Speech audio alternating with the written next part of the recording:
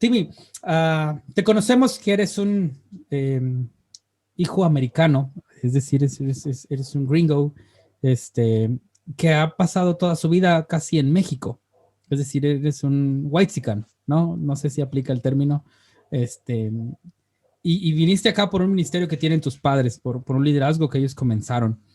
Entiendo que tu papá tiene recorrido y es reconocido. Después tú hiciste tu carrera ministerial un poco o muy diferente a tu padre, pero te has ido ganando un lugar. ¿Cómo es la vida de un hijo americano que viene a México y empieza a vivir en un contexto diferente con su padre generando un movimiento?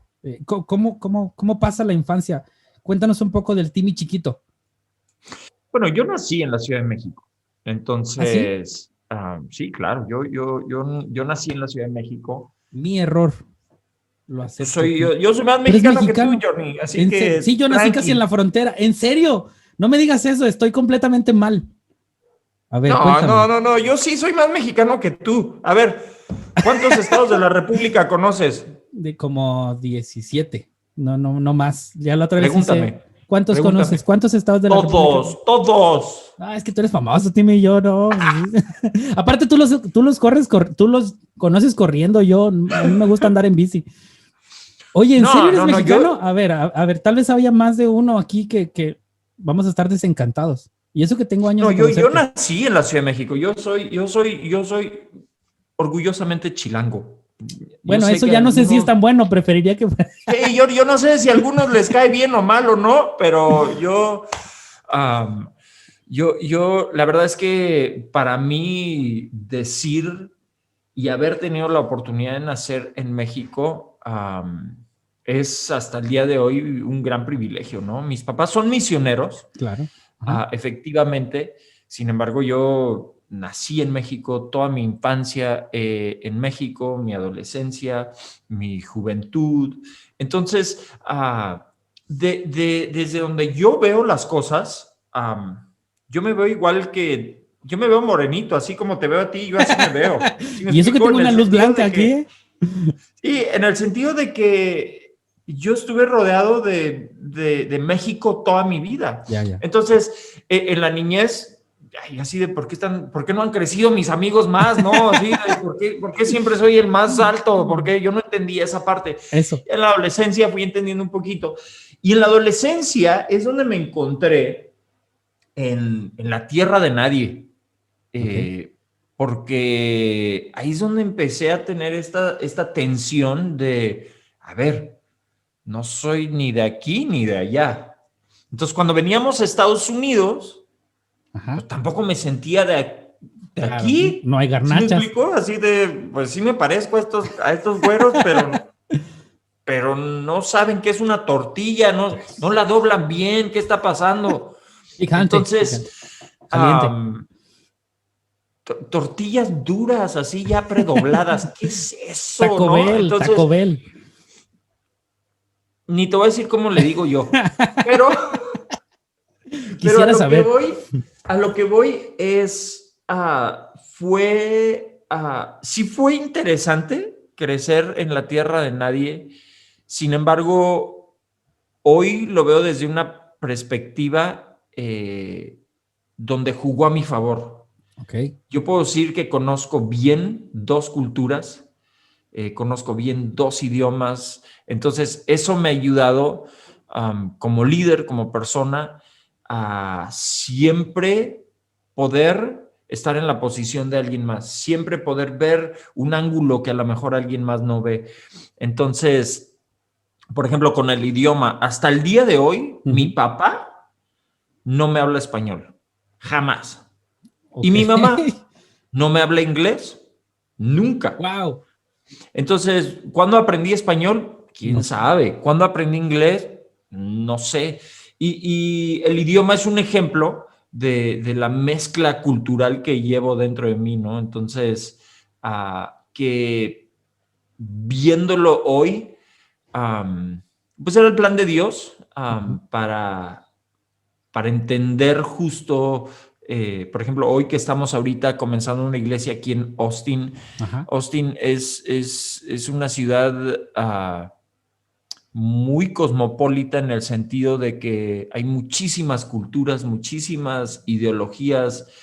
Entonces, estoy en una posición muy peculiar de entender más de lo que algún líder promedio quizá pudiera entender. Y no es una cuestión de inteligencia o de preparación, es una cuestión de así crecí.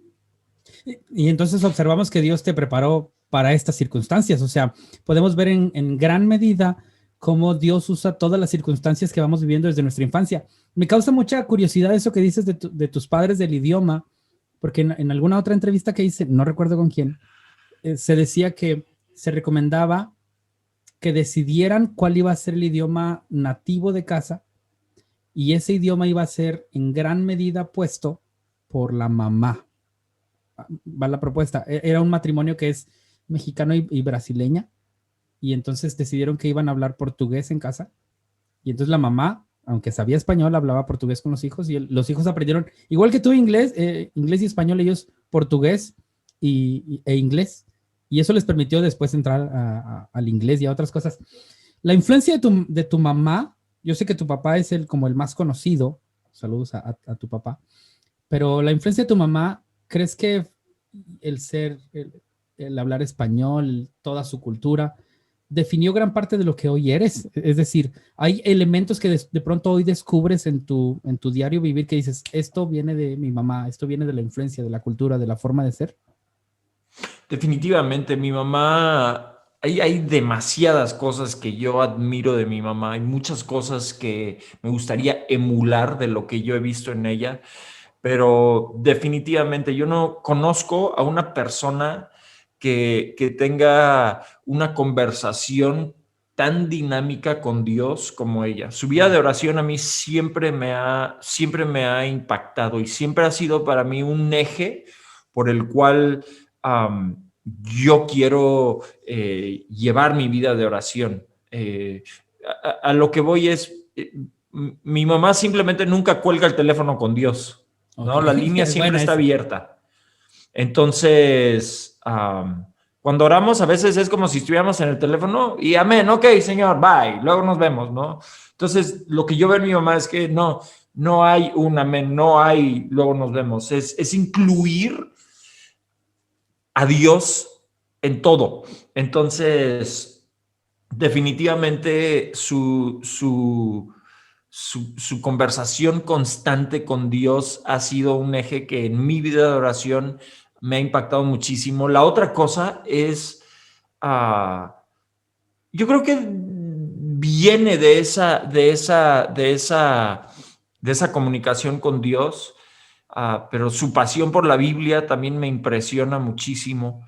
No hay un solo día en mi infancia que yo no recuerdo que no encontré a mi mamá doblada de rodillas leyendo su Biblia y orando. Así, la interrumpí 1,000,000 de veces en esa posición. Entonces, esa imagen para mí es, aunque esto es importante para ella. Y por ejemplo, yo veía cómo me trataba y me trataba muy diferente a cómo las mamás de mis amigos los trataban a ellos. Ok. En el sentido de que me cuidaba más, me amaba más, me respetaba más. Entonces, ok, es que lo que ella hace con ese libro funciona, ¿no? Entonces, siempre que me quería enseñar algo de la Biblia, nunca vi una doble personalidad en ella. Yeah. Entonces, el evangelio para mí tenía sentido. ¿Sí me explico? Entonces, cuando me decían, ¿sabes qué? No es bueno mentir, no solo me enseñaba el versículo, sino yo no la he visto mentir. Okay. ¿Sí me explico? Sí, sí. Fíjate, me causa una curiosidad eso. Una pregunta un poquito compleja, tal vez. ¿Qué pasaba cuando la... Y ella, aparte, a lo mejor tampoco dale. sabes esto, pero ella es de Monterrey. Sabía que había alguna relación con mi ciudad, pero no sabía exactamente que ella era de aquí. Sí, regia, ella es de Monterrey. Qué genial. Quisiera saber en ese sentido donde dices que el libro tenía sentido en su vida, una pregunta un poquito compleja. ¿Qué hacía cuando la interrumpías en su momento de oración? Es decir, el niño que interrumpía, el adolescente que interrumpió o el joven que arrebatado llegó, ¿Qué pasaba? ¿Te acuerdas? Siempre fue, ¿necesitas algo? ¿Estás bien? Qué genial. O sea, nunca fue, estoy llorando. Vete. ¡Saque ese chamaco! Jamás. Siempre fue, ¿todo bien? ¿Necesitas algo? Qué chido. Siempre.